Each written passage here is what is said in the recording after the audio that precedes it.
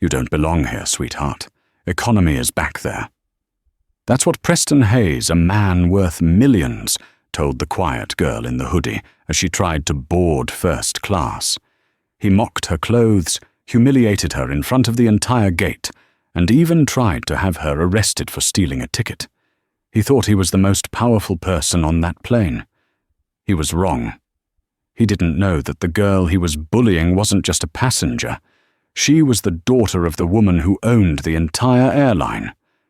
And when the plane lands, let's just say his platinum status won't save him from what's coming next.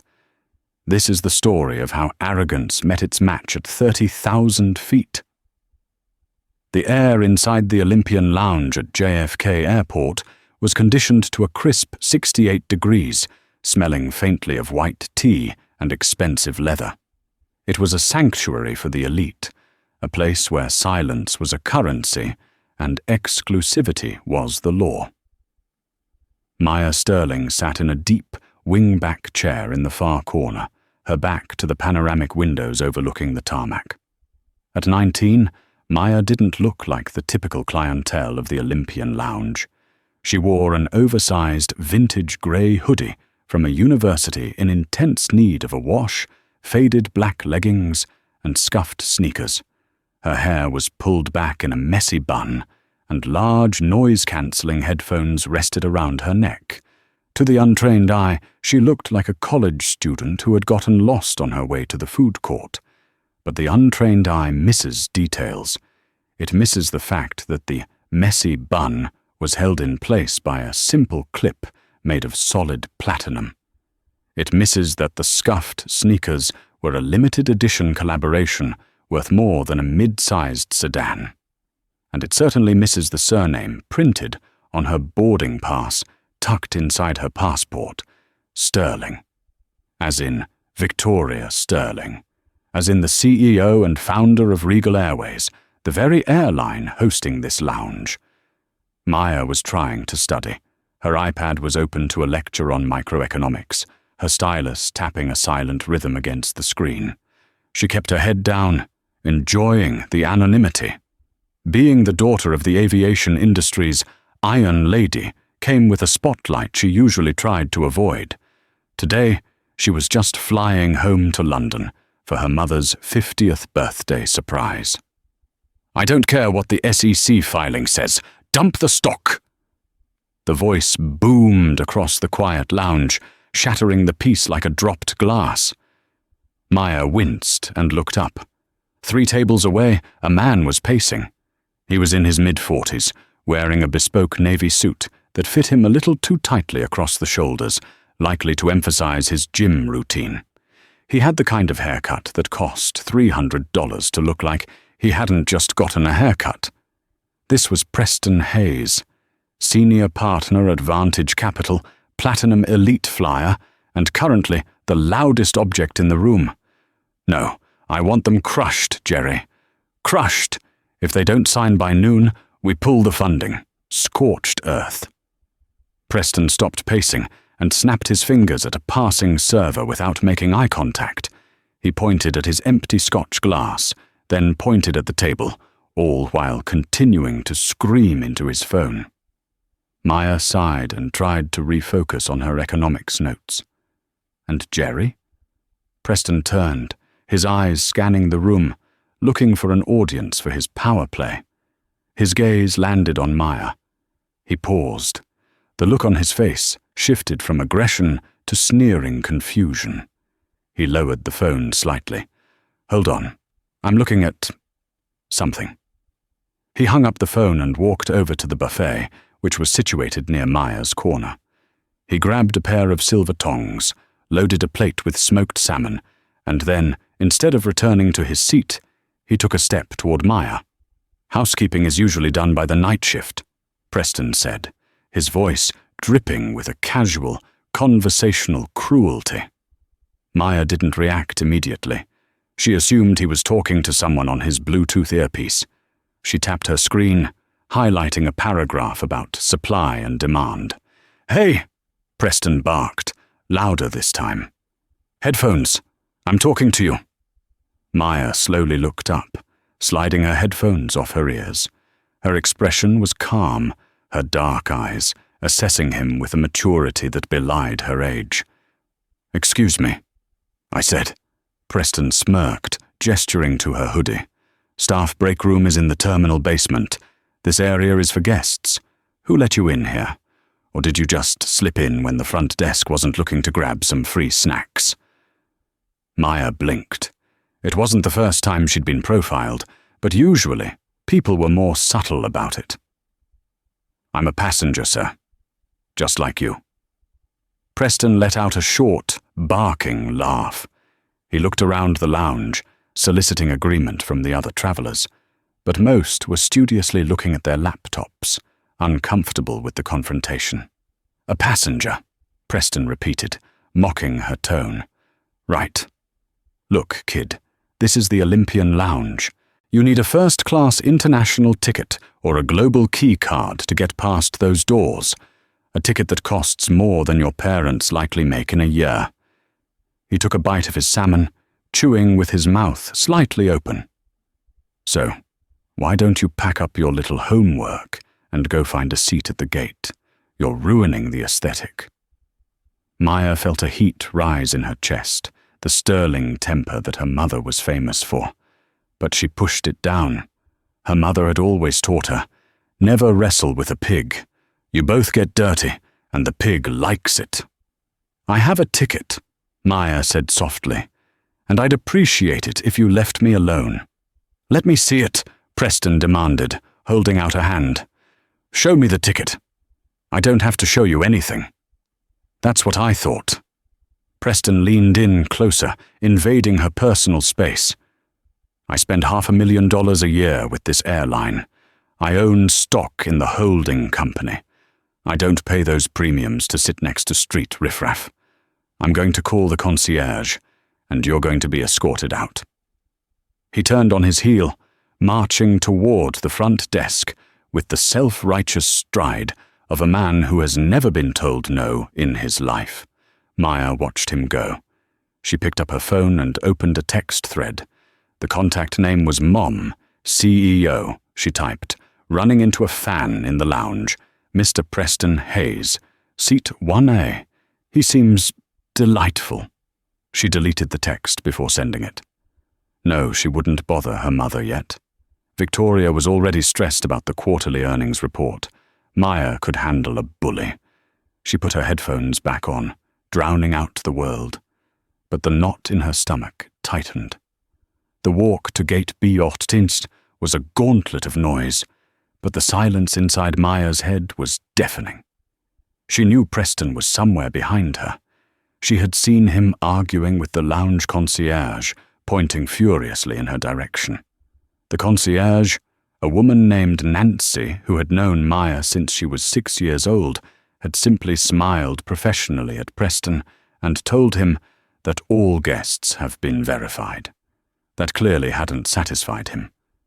When Maya arrived at the gate, the boarding area for flight RA001 to London Heathrow was already crowded. The Boeing 787 Dreamliner stood outside the glass, a massive bird of steel and glass. "Ladies and gentlemen," the gate agent, a harried-looking man named Marcus, announced over the PA. "We are now ready to begin boarding for Regal Airways Flight 001. We would like to invite our active duty military and passengers requiring special assistance to board first." Maya stood near the pillar by the boarding lane, waiting for Group 1. She adjusted her backpack, tightening the straps. "Still here?" The voice grated on her ears. Preston Hayes was standing right behind her, looming over her shoulder. He had his suit jacket slung over one arm and a Toomey leather carry-on in the other. "I'm flying to London," Maya said, not turning around. "In row 48, next to the toilets, I assume," Preston sneered. "Look, do yourself a favor. Step back. When they call Zone 1, that's for the people who actually matter. Don't clog up the lane." "I'm in Zone 1, Maya said flatly. Preston laughed, a loud, incredulous sound that drew the attention of a family standing nearby. "You?" Zone 1. Kid, Zone 1 is first class and diamond medallion. You're wearing sneakers that look like they've seen a war zone. Stop lying, it's pathetic. We are now inviting our first-class passengers and diamond medallion members to board, Marcus announced. Preston immediately stepped forward, physically shouldering past Maya, knocking her shoulder with his hard leather bag. Move. Let the adults through. Maya stumbled slightly, but caught her balance. She didn't say a word. She simply stepped into the line behind him. Preston handed his boarding pass to Marcus. The scanner beeped green. "Welcome back, Mr. Hayes," Marcus said, forcing a smile. "Seat 2A. 2A? Preston frowned. "I requested 1A. I always sit in the bulkhead." "I'm sorry, sir," Marcus said, typing rapidly. 1A was reserved for a VIP booking weeks ago. The flight is full." Preston huffed, grabbing his pass. "Whatever. Just get me a gin and tonic before wheels up." He started to walk down the jet bridge, but then he paused. He turned back to watch Marcus, a sadistic grin on his face, waiting for the moment Maya would be turned away. Maya stepped up to the podium. She placed her phone on the scanner. Beep. Green light. Marcus looked at the screen. Then his eyes widened. He looked up at Maya, his face transforming from exhaustion to genuine warmth. He recognized the name immediately. He opened his mouth to say, "Miss Sterling, so good to see you." But Maya made a subtle, sharp motion with her hand, a quick finger to her lips. She didn't want special treatment. She just wanted to get home. Marcus understood. He was a veteran agent. He knew how to read a room. He nodded discreetly. "Welcome aboard, Ms. Sterling. Seat 1A. Maya nodded and walked past the podium. Preston, who was lingering at the entrance of the jet bridge, looked like he had been slapped. His mouth hung open. He looked from Maya to Marcus, then back to Maya. "There's a mistake," Preston shouted, stepping back toward the podium, blocking Maya's path into the tunnel. "Hey, agent! Your machine is broken." "Sir, please proceed down the jet bridge," Marcus said firmly. "You are holding up boarding. She's scamming you." Preston pointed a manicured finger at Maya's face. "She probably screenshotted a fake QR code. Look at her. She doesn't have a first-class ticket. She's a teenager in a hoodie." "Sir," Marcus's voice dropped an octave, becoming stern. "Mr. Sterling is a valid ticket holder. Please move, or I will have to remove you from the flight." Preston turned 50 shades of red. The humiliation of being scolded by a gate agent in front of a child was too much for his ego. He glared at Maya with pure, unadulterated venom. "You think this is funny?" he hissed at her, his voice low so Marcus couldn't hear. "You think you beat the system? I don't know whose daddy's credit card you stole, or who you slept with to get that ticket, but you are not ruining my flight. You hear me?" Maya looked him dead in the eye. Her voice was calm, cold steel. "Move, Mr. Hayes. You're blocking traffic." Preston seethed, his jaw working. He spun around and stomped down the jet bridge, the wheels of his suitcase clattering violently over the metal transitions. Maya took a deep breath, exhaling the tension. She followed him down the tunnel, the cool air of the jet bridge chilling the sweat on her neck.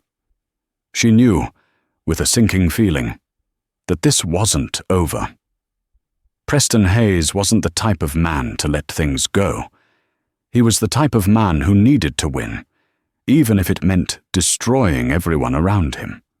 The first-class cabin of the Regal Airways Dreamliner was a masterpiece of engineering and luxury. It featured only 8 semi-enclosed suites, arranged in a 1-2-1 configuration. The seats were upholstered in cream leather, the lighting was a soft, calming violet, and soft jazz played in the background. Maya entered the cabin. To her right, in seat 2A, Preston was already shoving his bag into the overhead bin with unnecessary aggression. He was muttering to himself, slamming the bin door shut. Maya moved to seat 1A directly in front of him. She placed her backpack in the bin and sat down, instantly grateful for the privacy divider. She pressed the button to raise the partition, hoping to build a wall between her and the toxicity radiating from the row behind her. "Champagne, Mr. Hayes." The flight attendant, Sarah, appeared in the aisle. She was young, perhaps in her mid-20s, with an impeccable uniform and a smile that didn't quite reach her eyes, likely because she had already dealt with Preston on previous flights. "About time," Preston snapped.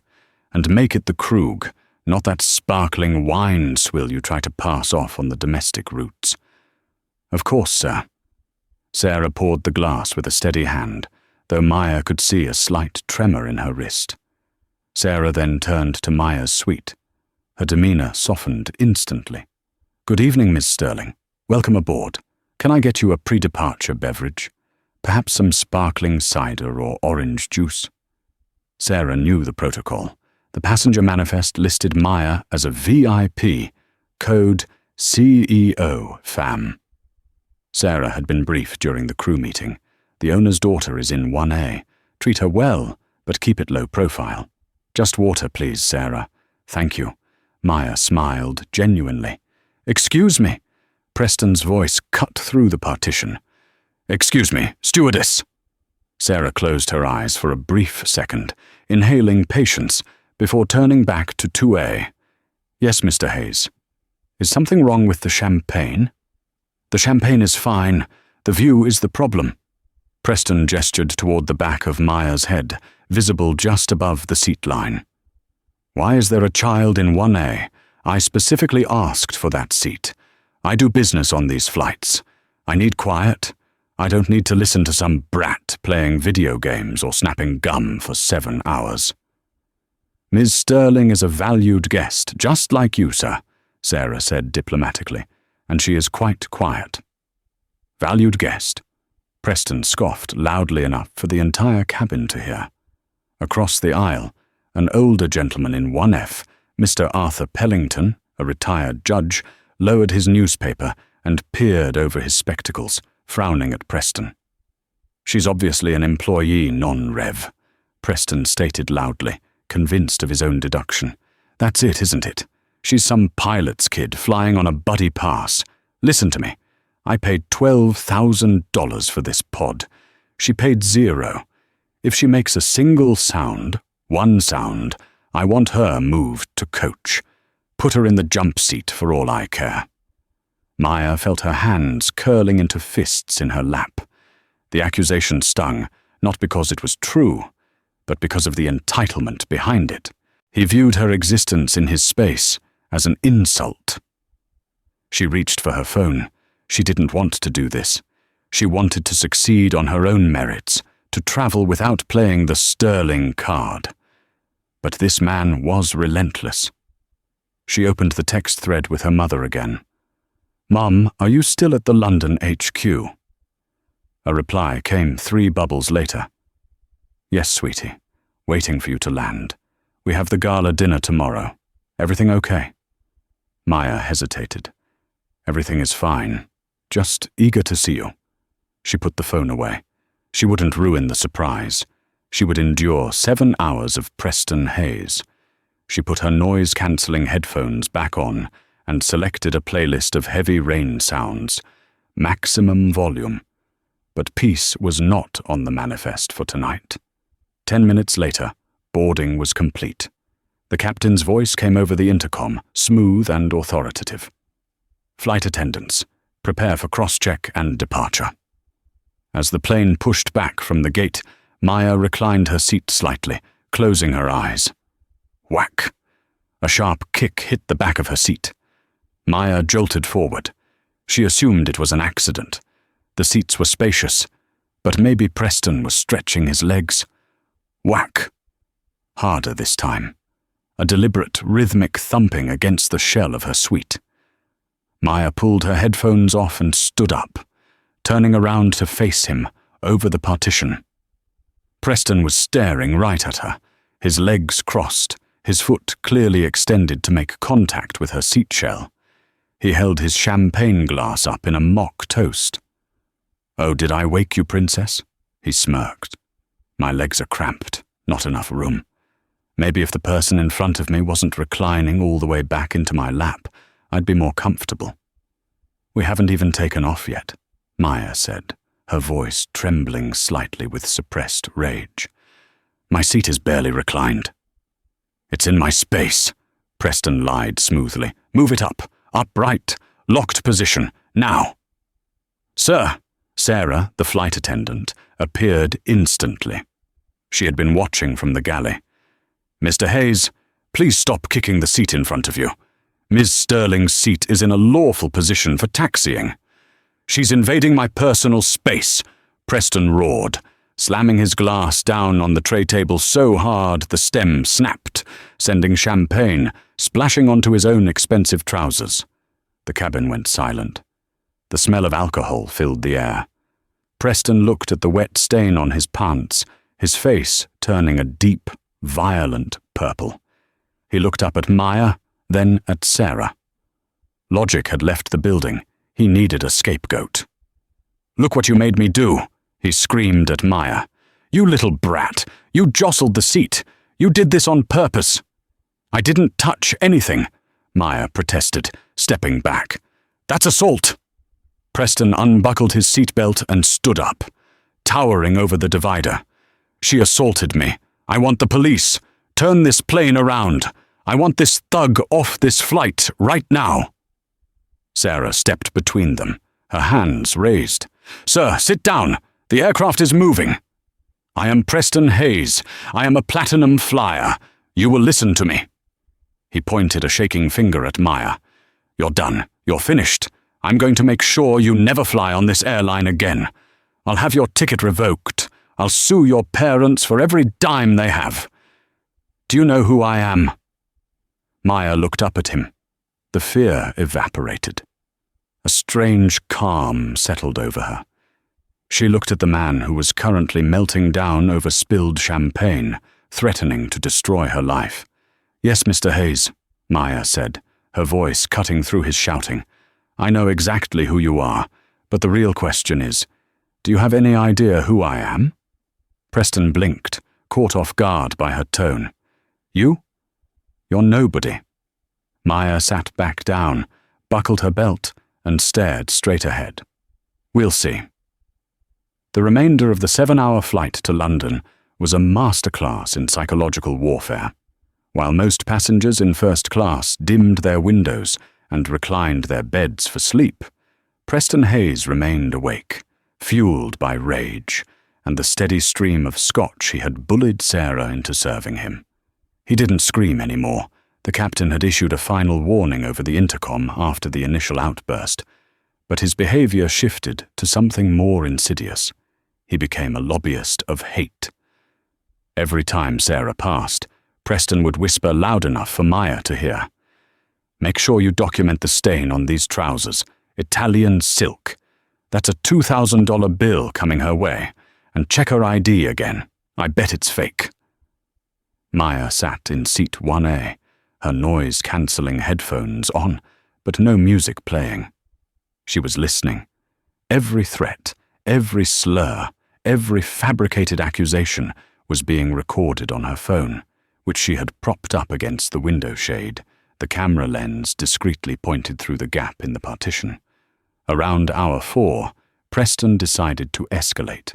He stood up, ostensibly to use the lavatory, but stopped at the seat of Mr. Arthur Pellington, the retired judge in 1F. "You saw it, didn't you?" Preston whispered, leaning over the sleeping man. "You saw her kick my seat? She's unstable. I'm drafting a petition for the airline to ban her. I need witness signatures. Us elites need to stick together against this element." Mr. Pellington opened one eye. He was a man who had spent 40 years on the bench. He knew a guilty man when he saw one. "Mr. Hayes, the only element disturbing my peace is you. If you wake me one more time, I will testify against you upon landing. Sit down." Preston recoiled as if slapped. He muttered something about senile old fools and stomped to the bathroom. Inside the cockpit, Captain James Miller was receiving updates from Sarah via the interphone. "He's still at it, Captain." Sarah's voice cracked slightly. "He's harassing the other passengers now. He's demanding the corporate number for human resources to have me fired." "And Ms. Sterling?" Captain Miller asked, his voice tight. He had flown Victoria Sterling, the CEO, many times. He knew Maya. He knew that if he wanted to, he could divert the plane to Gander and have Preston thrown in a cell. "She's calm," Sarah reported. "She just asked for a refill of water. She told me, 'Don't worry, Sarah. Let him dig. The hole isn't deep enough yet.'" Captain Miller chuckled darkly. "She's her mother's daughter." "All right. Maintain course. I've already radioed Heathrow Tower. We have a priority landing slot, and the authorities have been notified of a Level 2 disruptive passenger. But I also made a personal call to HQ." "To whom?" "To the top," Miller said. "The Eagle is landing at Heathrow in 2 hours. Let's make sure the nest is ready." Back in the cabin, Preston had pulled out his laptop. He was furiously typing an email. The onboard Wi-Fi was spotty, but he was determined. He was writing a complaint letter to the customer service VP of Regal Airways, a man he claimed to play golf with. Subject: urgent assault on Flight 0A1 to customer relations. I am currently being held hostage in a hostile environment by an unruly passenger in 1A and an incompetent crew. I demand a full refund, 50,000 miles compensation, and the immediate termination of the flight attendant named Sarah. I also demand the passenger in 1A be arrested upon landing. He hit send with a vicious tap of his finger. He sat back, a smug smile spreading across his face. He looked at the back of Maya's seat. "Enjoy the movie, sweetheart," he whispered, "because the credits are about to roll on your little vacation." He had no idea that the email he just sent had been flagged by the Regal Airways internal server immediately. Not because of the complaint, but because the system recognized the seat number of the assailant. The algorithm flagged the email as high priority, executive review. It didn't go to customer service. It was forwarded directly to the encrypted inbox of Victoria Sterling. The descent into London Heathrow was smooth, the grey dawn breaking over the English countryside. As the tyres kissed the tarmac, the chime signalled the end of the flight. "Ladies and gentlemen, welcome to London," Sarah announced, her voice stronger now that escape was imminent. "Local time is 7 a.m. Please remain seated until the aircraft has come to a complete stop." Preston Hayes unbuckled his seatbelt the second the plane slowed down, ignoring the lit sign.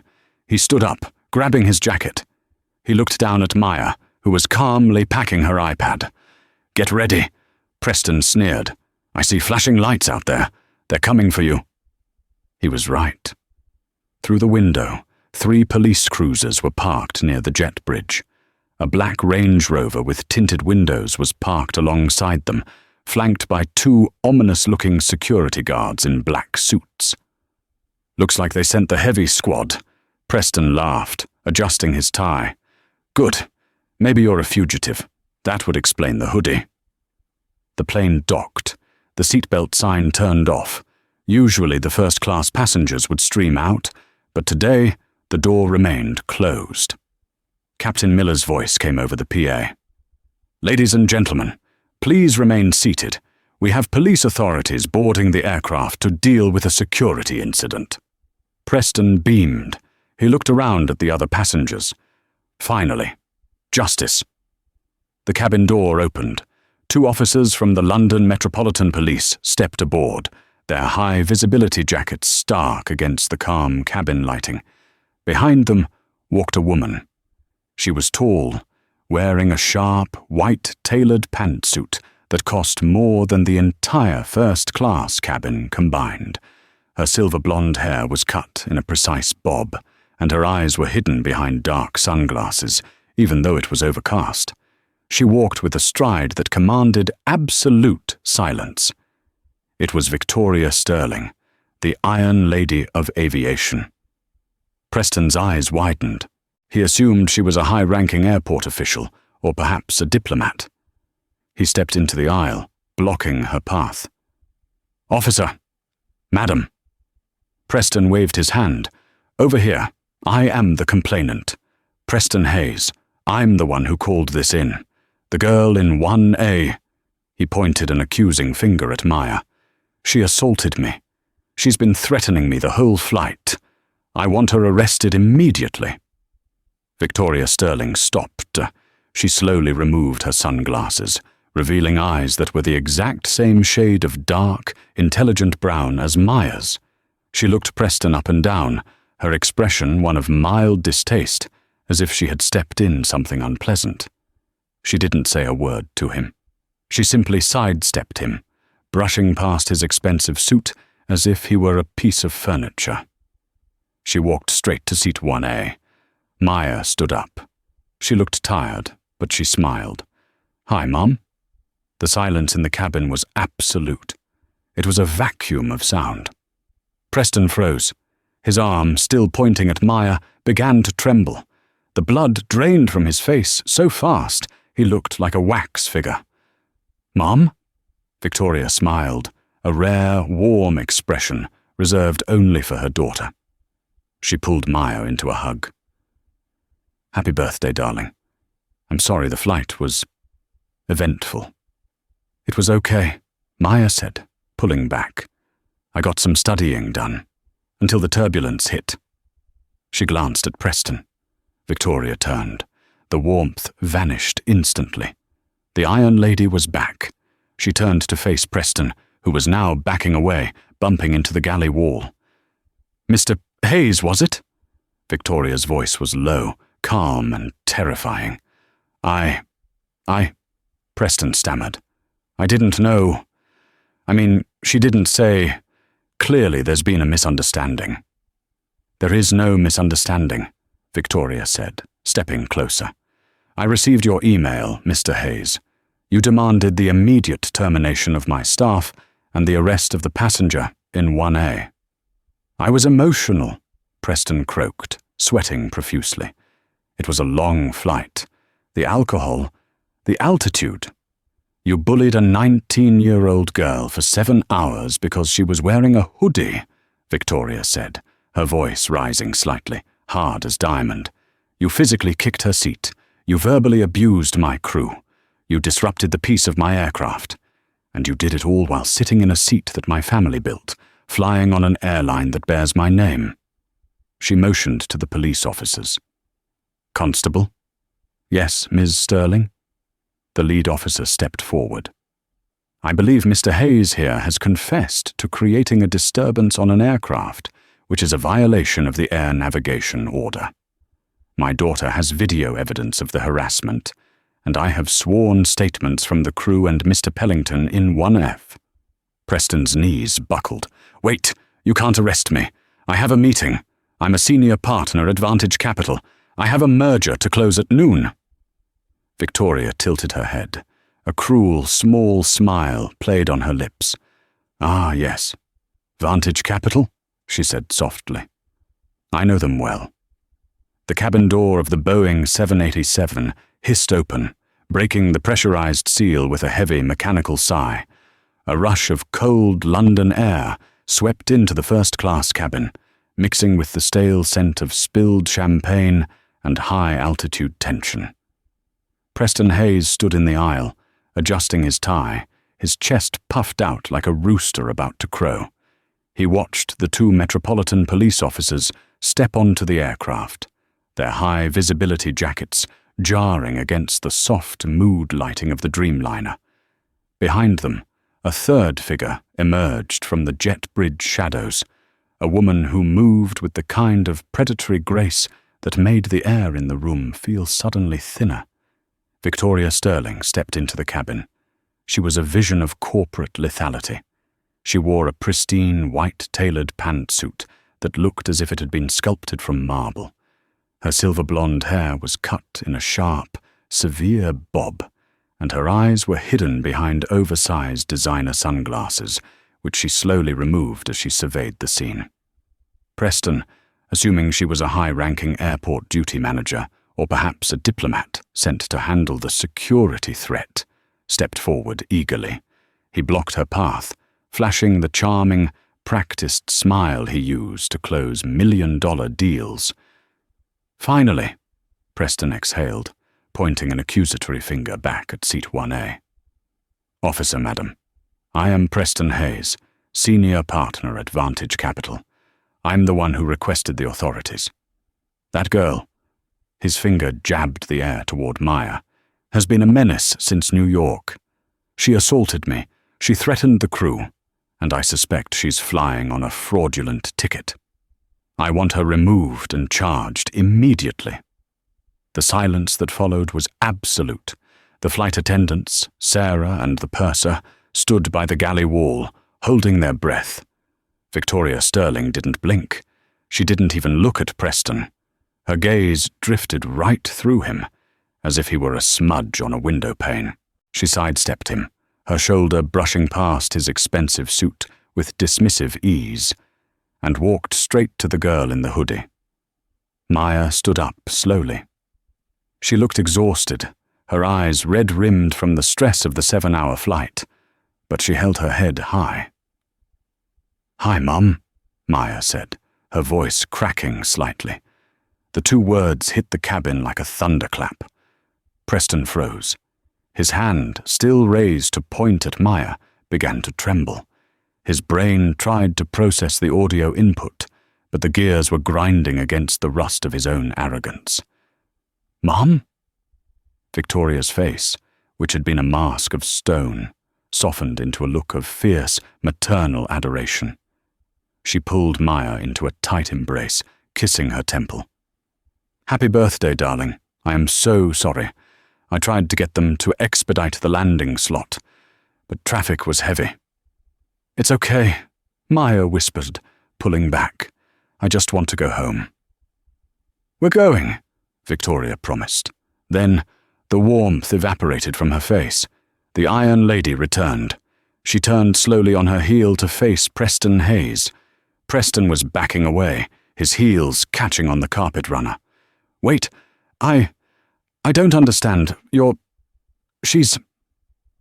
"I am Victoria Sterling," she said, her voice low but carrying to every corner of the silent cabin. "CIO and founder of Regal Airways, the airline you are currently standing on, the airline whose staff you abused. And that menace you spent 7 hours terrorizing is my daughter, Maya Sterling." Preston's face drained of color, turning a sickly shade of gray. "Ms. Sterling, I had no idea. There were no badges. She was wearing a hoodie. You thought she was weak," Victoria interrupted, taking a step closer. "You thought because she wasn't wearing a suit, she didn't matter. You thought you could bully her, kick her seat, and humiliate her because you have a platinum card and a loud voice." "It was a misunderstanding," Preston pleaded, looking at the police officers for help, but they stood stoically, hands resting on their belts. "I was stressed. It's a long flight. The alcohol. I'll apologize. I'll write a check. How much? 10,000? 20? Victoria let out a cold, sharp laugh. "Keep your money, Mr. Hayes. You're going to need it for your legal defense." "Legal defense?" Preston squeaked. "Constable," Victoria nodded to the lead officer. "Take his statement. We have video evidence of assault, harassment, and interference with a flight crew. That's a violation of the UK Air Navigation Order. It carries a prison sentence." As the officers stepped forward and grabbed Preston's arms, he began to struggle, panic setting in. "You can't arrest me. I have a meeting. I am closing the merger of the decade at noon today. The Helios Logistics deal." Victoria paused. She reached into her pocket and pulled out her phone. A cruel smile played on her lips. "Ah, yes. The Helios deal," she mused. "I was actually reviewing the final proposal in the car." Preston stopped struggling, hope flickering in his eyes. Yes, I'm the lead negotiator. You need me for that deal. If I'm arrested, the deal dies. Mr. Hayes, Victoria said softly, tapping the screen of her phone. Regal Airways owns 51% of Helios Logistics. We are the client. You were flying here to pitch to me. Preston's mouth fell open. The air left his lungs. And I have a strict policy, Victoria continued, her voice like a judge reading a death sentence. I don't do business with cowards. She held the phone up. It was on speaker. Jerry, you're on with Mr. Hayes. Preston flinched. Jerry Connors was the managing partner of Vantage Capital, a man known for his volcanic temper. Ms. Sterling, Jerry's voice boomed through the cabin. Is he there? Is Preston there? He is, Victoria said, her eyes locked on Preston's terrified face. He's currently being handcuffed for assaulting my daughter. I'm afraid the Helios deal is off, Jerry, and I'm instructing my CFO to liquidate our pension holdings with Vantage Capital. That's about, what, $600 million? What? Jerry screamed. The sound was distorted by the phone's volume. Preston, you idiot! You moron! Do you have any idea what you've done? Jerry, listen! Preston yelled at the phone, sweat pouring down his face. She's overreacting. It was just a seat dispute. You are fired, Jerry roared. You are terminated for cause. Don't come back to the office. Don't even look at the building. I will sue you for every penny you have for breach of fiduciary duty. You are done, Preston. Done! Victoria ended the call with a calm tap of her thumb. The silence returned, heavier than before. Preston slumped in the grip of the officers. His career was incinerated. His reputation was dead. He wasn't just fired. He was radioactive. Get him off my plane, Victoria ordered, turning her back on him. The officers dragged him towards the door. The metallic click, click, click of the handcuffs tightening was the only sound. As he was hauled past row 1, Preston looked at Maya. He didn't look angry anymore. He looked small. He looked like a man who had woken up to find the world had moved on without him. Maya didn't sneer. She didn't mock him. She simply picked up her backpack, adjusted her platinum hair clip, and looked him in the eye. Safe travels, Mr. Hayes, she said softly. Preston was shoved out into the cold wind of the jet bridge, leaving the warmth of the first-class cabin behind forever. The silence that followed Preston Hayes's removal from the aircraft was heavy, the kind of silence that usually follows a violent thunderstorm. Inside the first-class cabin, the remaining passengers sat in a state of stunned paralysis. Mr. Arthur Pellington, the retired judge in seat 1F, was the first to move. He slowly unbuckled his seatbelt, stood up, and looked toward Maya. He didn't say a word, but he offered a slow, respectful nod, a silent gavel bang, acknowledging that justice had been served. Outside, on the cold, wind-swept tarmac of Heathrow Airport, the reality of Preston's situation was crashing down on him with the force of a collapsing building. The London wind was biting, whipping through Preston's thin, sweat-drenched dress shirt. His suit jacket, the Italian silk he had been so proud of, was currently sliding off his shoulder, restricted by the handcuffs digging into his wrists. "Gentlemen, please," Preston panted, stumbling as the 2 Metropolitan Police officers marched him toward the waiting squad car. "This is excessive. I am a United States citizen. I demand to speak to the embassy. I demand to speak to my lawyer." "You'll have plenty of time for chatting at the station, mate," one of the officers said dryly, shoving Preston's head down to protect it as he guided him into the cramped, plastic-lined back seat of the cruiser. As the door slammed shut, a sound that echoed with devastating finality, Preston looked out the window. He saw the black Range Rover idling nearby. The rear window rolled down just an inch. He couldn't see the face, but he saw a hand raise a cup of tea in a mock toast. It was the last thing he saw before the police car pulled away, sirens wailing, dragging him away from the world of first-class lounges and into the gritty reality of criminal processing. In the back of the Range Rover, the atmosphere was drastically different. The interior smelled of vanilla and fresh leather.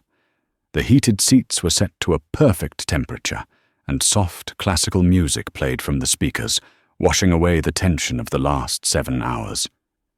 Maya Sterling sat back, finally allowing her shoulders to drop. She looked at her mother, Victoria. Up close, she could see the lines of fatigue around Victoria's eyes, the price of running a global aviation empire. But right now, those eyes were shining with a fierce, protective pride. "I'm sorry I ruined the surprise," Maya said, breaking the silence. "I wanted to just sneak in, get to the hotel, and surprise you at the gala." Victoria placed her tablet down and turned to her daughter. "Maya, you didn't ruin anything. You handled yourself with more grace than most of my board of directors." She reached out, brushing a stray hair from Maya's face. "But you have to understand something. When the system flagged a level 2 disturbance involving you, I didn't come here as the CEO. I came here as a mother." Maya nodded, looking down at her hands. "He was awful, Mum. It wasn't just the seat kicking. It was the way he looked at me. Like I was dirt, like I didn't deserve to breathe the same air as him just because of what I was wearing. That is the fatal flaw of men like Preston Hayes," Victoria said, her voice hardening slightly. "They confuse net worth with self-worth. They think money buys them the right to be cruel." She took a sip of her tea. "But you saw what happened. Money is fragile. Power is fragile. It can be taken away in a single phone call." Maya chuckled, a dry sound. "You really pulled the Helios contract? That was a $500 million deal." "I did," Victoria replied without hesitation. "And I'd do it again for $5 billion. Business is about trust, Maya. If a man cannot trust himself to treat a teenager with basic human decency in a public setting, how can I trust him with my company's pension fund? How can I trust him not to defraud us the moment things get difficult? Character isn't separate from business. It is business." Victoria tapped the glass partition, signaling the driver. "James, take the scenic route. We need a moment to decompress before the hotel." "Yes, Madam Sterling," the driver replied. As the car glided through the morning traffic of London, Maya pulled out her phone. She had been avoiding it, but curiosity got the better of her. She opened the airline's internal app, then switched to Twitter. Her eyes widened. "Mom," Maya whispered. Look, the video hadn't been leaked by Maya. It had been recorded by a passenger in row 3, a tech blogger named Simon, who had caught the entire interaction where Preston screamed at Sarah and claimed Maya assaulted him. The video was titled, "Entitled Maniac Melts Down on Regal Airways, Gets Owned by CEO." It had been uploaded 40 minutes ago. It already had 300,000 views. The comments were scrolling so fast, they were a blur. "A flyboy. I've flown with this guy before. He's a nightmare. Glad someone finally stopped him." Justice Seeker. The way he pointed at that girl. Chills. Who is the woman in the white suit? She looks like a superhero. Wall Street Watcher. Wait, is that Preston Hayes from Vantage Capital? R.I.P. his career. You don't mess with Victoria Sterling. Karma Police. The look on his face when the cops showed up. Inject that straight into my veins. He's trending, Maya said, scrolling through the trending in United Kingdom list. Plain Predator and Oxford Regal Justice were numbers 1 and 2. Victoria glanced at the screen and shrugged elegantly. The court of public opinion moves faster than the legal system these days. By the time he gets out of processing, he won't just be unemployed, he'll be unemployable. At the Hillingdon police station, Preston Hayes was discovering that his platinum elite status held no currency. He had been stripped of his belt, his shoelaces, and his tie. He sat in a cold, grey holding cell that smelled of stale coffee and despair. The officer across the desk, a stern woman named Sergeant Miller, was typing up the charge sheet. Section 141 of the Air Navigation Order, she recited without looking up, endangering the safety of an aircraft, using threatening or abusive language toward a crew member. Common assault. "I didn't touch her," Preston cried, his voice cracking. He looked like a ghost of the man who had boarded in New York. His hair was a mess, his eyes wild. "We have witness statements from the captain, the flight service director, and 3 passengers stating you kicked the seat of a 19-year-old girl repeatedly and aggressively," Sergeant Miller said. "That constitutes physical aggression." "I want my phone call," Preston demanded. "I need to call Jerry. He'll fix this. He knows the ambassador." "Go ahead." The sergeant pushed a landline phone across the metal table. Preston dialed the number for Jerry's private line with shaking fingers. He waited. 1 ring. 2 rings. "You have reached the voicemail of Jerry Connors. If you are looking for Preston Hayes, please note that he is no longer associated with Vantage Capital. If this is a client regarding the Helios account, please hang up and dial extension 400 immediately." Preston dropped the receiver. It dangled by the cord, swinging back and forth like a pendulum, counting down the remaining seconds of his life as he knew it. He wasn't just fired. He had been erased. The voicemail message had been changed within the hour. The corporate immune system had identified him as a virus and flushed him out to protect the host. Preston put his head in his hands and wept. Not tears of remorse, but tears of a narcissist who realizes the mirror has finally shattered. The ballroom of the Savoy Hotel in London was bathed in golden light. It was the annual Future of Aviation Gala, the most prestigious event in the industry calendar. Maya Sterling stood at the podium. She looked different now. The hoodie was gone, replaced by a sleek, navy blue evening gown that commanded respect without screaming for attention. Her hair was down, and she wore a simple platinum clip, the same one she had worn in the lounge. She wasn't there as a guest.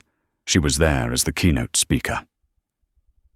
And that is why Maya addressed the room of 500 CEOs, investors, and dignitaries. True leadership isn't about how loudly you can shout orders. It's about how well you listen to the people who can't shout back. The room erupted in applause. Victoria Sterling, sitting at the front table, beamed, her hands clapping the loudest. After the speech, during the cocktail hour, Maya was approached by Marcus, the gate agent from JFK. He had been flown out and promoted to the Director of Guest Experience for the entire North Atlantic region, a promotion Victoria had personally signed off on. "Ms. Sterling," Marcus smiled, shaking her hand.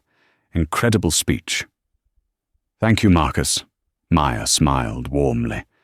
"And please call me Maya. None of that Ms. Sterling stuff when we're off the clock." "I heard some news you might find interesting," Marcus said, lowering his voice conspiratorially. "About our old friend from seat 2A. Maya raised an eyebrow. "Oh? Do tell." "Well," Marcus began, a glint of satisfaction in his eye. After the plea deal, he avoided jail time by agreeing to a massive fine and anger management counseling. He tried to get back into finance. No one would touch him. Vantage Capital sued him for the loss of the Regal Airways account. He went bankrupt fighting the lawsuit. "So where is he now?" Maya asked. "He's in Nebraska," Marcus chuckled, "working for a regional bus company. He's a scheduling assistant. And the best part? He's on the no-fly list for every major airline in the One World and Star Alliance networks. If he wants to go anywhere, he has to take the bus. Maya looked out the window at the London Skyline. She thought about the irony. The man who thought he was too good to sit behind a girl in a hoodie was now grounding himself, day after day, organizing bus routes in the middle of nowhere. She raised her glass of sparkling water. "To the bus schedule," she toasted. "To the bus schedule," Marcus agreed, clinking his glass against hers. The story of Flight 001 didn't just change Preston's life, it changed the culture of Regal Airways. The company implemented a new policy, informally known as the Maya Rule, which gave flight crews absolute authority to remove passengers who displayed signs of class-based harassment before the plane even left the gate. Maya finished her degree and eventually did join the company, but not in the C-suite. She started in operations, loading bags on the ramp in the rain, then moved to customer service, taking calls from angry passengers. She worked her way up, earning every stripe on her shoulder. Years later, when she finally took the CEO chair, she kept a framed photo on her desk. It wasn't a photo of a stock chart or a ribbon-cutting ceremony. It was a grainy screenshot from a viral video. A girl in a hoodie standing calmly in front of a screaming man in a suit. It was a reminder that dignity is not a dress code. A reminder that the quietest people often hold the most power. And a reminder that karma, while sometimes delayed, always arrives with first-class priority. And that is the incredibly satisfying end of Preston Hayes. He went from sipping Krug in 2A to checking bus timetables in Nebraska, proving that when you try to fly too close to the sun on wings made of arrogance, you're going to crash and burn.